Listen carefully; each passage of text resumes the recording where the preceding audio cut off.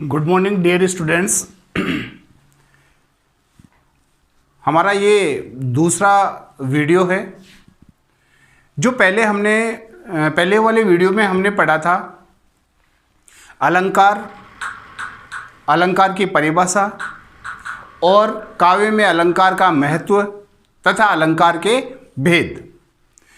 इसी अलंकार के टॉपिक को हम आगे बढ़ाते हुए आज हम यहाँ पर पढ़ रहे हैं कि जो अपने पास में शब्दालंकार के अंतर्गत आने वाले जो अलंकार थे, शब्दालंकार के अंतर्गत आने वाले अलंकारों में आपको बताया था पिछले वीडियो में कि इसके अंतर्गत आने वाले अलंकारों में अनुप्रास, यमक, श्लेष और वक्रोक्ति आदि अलंकार जो शब्दालंकार के अंतर्गत आते हैं। अब इस वीडियो में हम पढ़ रहे हैं कि उसी शब्दालंकार के अंतर्गत आने वाले अलंकार में है अनुप्रास। अनुप्रास अलंकार को समझने के लिए सबसे पहले हमें ये शब्दालंकार के रूप पर थोड़ा फोकस कर रहा हूं मैं कि शब्दालंकार में क्या था कि जहां काव्य में शब्दों अथवा वर्णों की आवर्ती पूर्व क्रम के अनुसार बार बार होती है, चाहे उसके स्वरों में समानता हो अथवा नहीं हो। तो जहां पर शब्द और वर्ण का हमने आधार लेकर के और शब्दालंकार को पढ़ा था, इसमें अनुप्रास अलंकार के जो लक्षण है वो है कि जहां काव्य में एक या अनेक वर्ण दो या दो से अधिक बार एक ही क्रम में रखे जाते हैं। अब यहां पर देखिए कि एक ही क्रम में रखे जाने का मतलब क्या है कि अगर पूर्व क्रम के अनुसार अगर वो चल रहा है तो उसका बार बार वही क्रम उसी वर्ण से या उसी वर्ण से बने हुए शब्द के आधार पर चलता है। तो अर्थात वर्णों की जो आवर्ती है वो पूर्व क्रम के अनुसार बार बार होती है, भले ही उनके स्वरों में समानता हो अथवा न हो, वहां अनुप्रास अलंकार का रूप माना जाता है। अब यहां पर देखिए बेटा, इसी रूप को हमें समझने के लिए यहां पर क्या करना है कि यहां हमारे पास में जैसे एग्जाम्पल्स उदाहरण है तरनी, तनुजा, तट, तमाल, तरुवर, भौछाई। अब यहां पर देखिए कि जो इसका लक्षण है अनुप्रास का वो ये कह रहा है कि जहां एक या अनेक वर्ण दो या दो से अधिक बार एक ही क्रम में रखे जाते हैं, अर्थात वर्णों की आवर्ती पूर्व क्रम के अनुसार। अब यहां पर देखिए पूर्व क्रम क्या है अपने पास में, पूर्व क्रम है अपने पास में तरनी, इसका मतलब तय वर्ण से बना हुआ शब्द है यहां पर। तो यहां पर है पूर्व क्रम के अनुसार बार बार होती है, भले ही उनमें स्वरों में समानता हो अथवा नहीं हो। तो अब यहां पर देखिए कि तरनी, तनुजा, तट, तमाल, तरुवर, भौछाई। अब यहां पर इस रूप को अगर हम लेते हैं तो यहां पर तय वर्ण की आवर्ती बार बार हो रही है, अर्थात तय वर्ण से बना हुआ शब्द भी यहां पर बार बार आ रहा है। तो हम यहां पर आसानी से इसको पहचान सकते हैं कि यहां अनुप्रास अलंकार का रूप माना गया है। दूसरा उदाहरण है सघन, कुंज, छाया, सुखद, शीतल, सुरभि, समीर।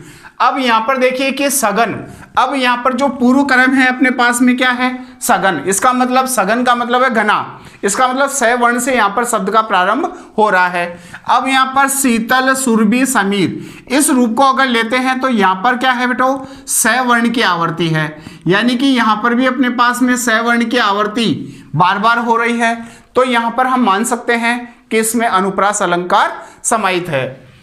तीसरा यहां पर एग्जाम्पल है चारु चंद्र की चंचल किरणें खेल रही थी जल थल में। अब यहां पर देखिए कि च वर्ण से यहां पर बना है चारु, च वर्ण से यहां पर बना है चंद्र और च वर्ण से यहां पर बना है चंचल। इसका मतलब च वर्ण की आवर्ती यहां पर बार बार हो रही है, तो इसमें भी क्या करेंगे, अब यहां पर च वर्ण की आवर्ती को अगर आधार लेते हैं तो च वर्ण की आवर्ती का आधार लेने के कारण इसमें हम अनुप्रास अलंकार मान सकते हैं। चौथा उदाहरण है अपने पास में भरत, भारती, मंजू, मराली। अब यहां पर देखिए कि भयवर्ण और मैं, इसका मतलब भयवर्ण की आवर्ती दो बार है और मैवर्ण की आवर्ती यहां पर दो बार है, तो इसका मतलब इसमें भी हम अनुप्रास का रूप मान सकते हैं। नेक्स्ट है कागा, काको, धन हरे, कोयल, काको दे, मीठा शब्द सुनाए के जग अपनो करे ले। अब यहां पर देखिए बेटो, यहां पर है कागा, काको, अब यहां पर कागा, कागो, अब यहां पर काको को अगर लेते हैं तो यहां पर क्या हो रहा है, कैवर्ण और कैवर्ण। तो कागा काको धन हरे, यानी कि कौवा किसका धन हरण करता है? कोयल काको देत, और कोयल किसको धन देती है? मीठा शब्द सुनाई के जग अपनों कर ले, लेकिन दोनों की वाणी में अंतर है, और दोनों की वाणी में अंतर होने के कारण क्या है? कोयल मीठे शब्द सुना करके संसार के लोगों को अपने वश में कर लेती है, और कौवा कर्कश वाणी बोल करके वह दूसरों के लोगों की निंदा अर्थात ईर्ष्या का पात्र बन जाता है। इसका मतलब यहाँ पर देखिए कि हमें इसके शाब्दिक अर्थ से कोई लेना देना नहीं है, लेकिन देखना हमें यह है कि यहाँ पर कैवर्ण आ रहा है, यहाँ पर कैवर्ण आ रहा है, यहाँ पर कोयल काको यानी कि यहाँ पर भी कैवर्ण आ रहा है। तो कैवर्ण की आवर्ती जहाँ बार बार होती है या पूर्व क्रम के अनुसार होती है, चाहे उसके स्वरों में समानता हो अथवा ना हो, वहां अनुप्रास अलंकार का रूप माना जाता है। अब देखिए बेटो, यहां पर उसी शब्दों और वर्णों के आधार को लेकर के देखते हैं। तो विद्वानों ने यहां अनुप्रास अलंकार के भेद उसी शब्दों और वर्णों के आधार पर निर्धारित किए हैं। अनुप्रास अलंकार के भेदों को लेकर के देखते हैं। तो यहां अनुप्रास अलंकार के मुख्यतः विद्वान 4 भेद मानते हैं, लेकिन कुछ विद्वान जो लाटा अनुप्रास अलंकार है, लाटा अनुप्रास अलंकार को भी इसी अनुप्रास का एक उपभेद मानते हैं। अनुप्रास के इन्हीं भेदों को अगर आधार लेते हैं तो पहला जो यहाँ पर भेद होता है वो है छेका अनुप्रास, दूसरा है यहाँ पर वृत्या अनुप्रास, तीसरा होता है श्रुत्या अनुप्रास, और चौथा है यहाँ पर अंत्या अनुप्रास, और पांचवा जो इसका भेद मानते हैं वो है लाटा अनुप्रास। इस आधार को लेकर के यहाँ पर अगर हम देखते हैं तो अनुप्रास अलंकार के यहाँ पर 5 भेद माने जाते हैं।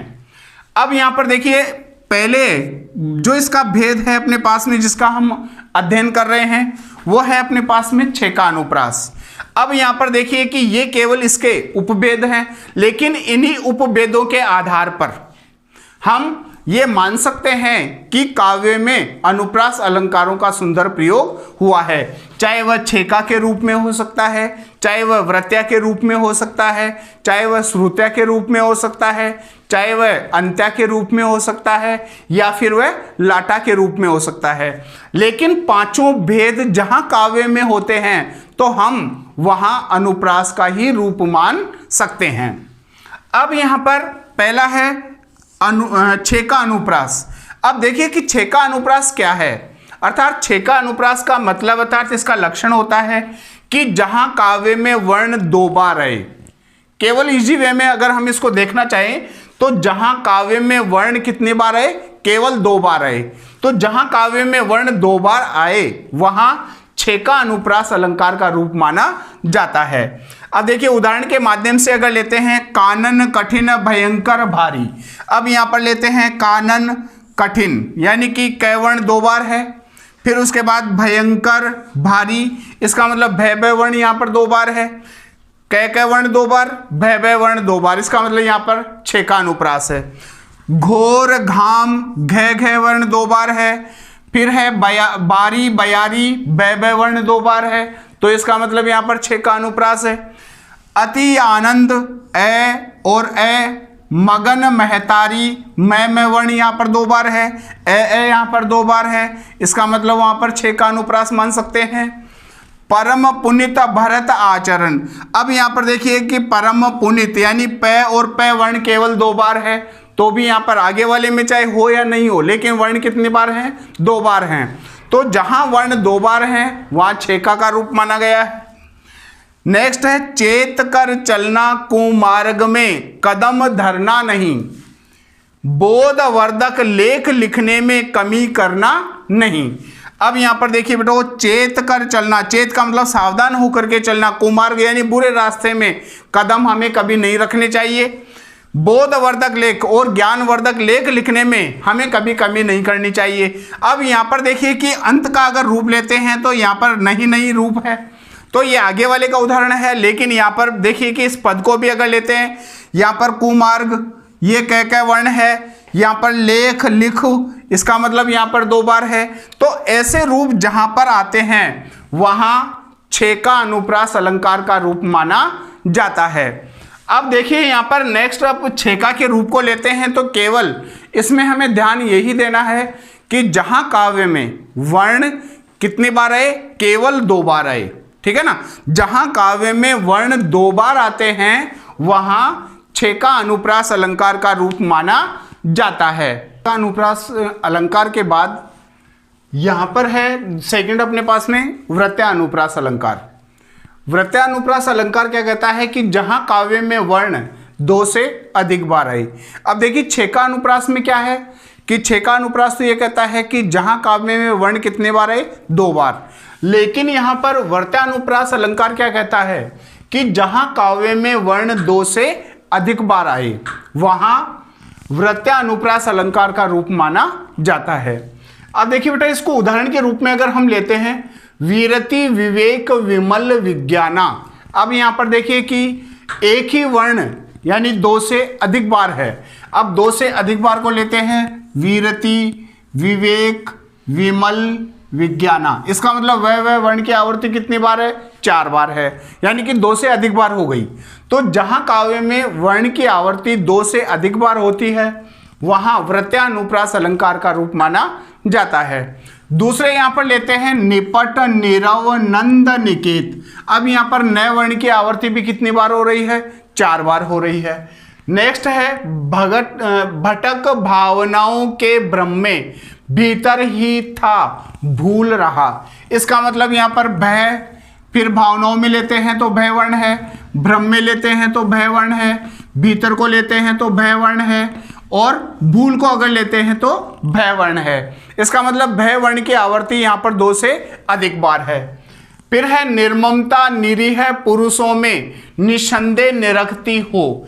अब यहां पर देखिए कि निर्ममता निरीह पुरुषों में निसंदेह। अब यहां पर नए वर्ण को अगर लेते हैं नी और इसमें लेते हैं नी और इसमें लेते हैं नी। इसका मतलब यहां पर जो नए वर्ण है वो भी 2 से अधिक बार है। फिर उसके बाद में नेक्स्ट अपने पास में अलंकार आता है वो है श्रुत्यानुप्रास। अब देखिए श्रुत्यानुप्रास क्या कहता है कि जहां काव्य में एक ही उच्चारण स्थान वाले कई वर्ण हो। अब यहां पर देखिए उच्चारण स्थान का मतलब क्या है कि जो बोलने वाले जो हैं वो समान उच्चारण का रूप बनाते हो। जैसे दिनांत था थे दिन नाथ डूबते। अब यहां पर था थे और नाथ तो थे को लेते हैं, तो इसका मतलब एक ही उच्चारण स्थान वाले यहां पर कई वर्ण आ रहे हैं, था थे नाथ, तो यहां पर 3 बार आ रहे हैं। तुलसीदास सिदत निस्दिन देखत तुम्हारी निठुराई।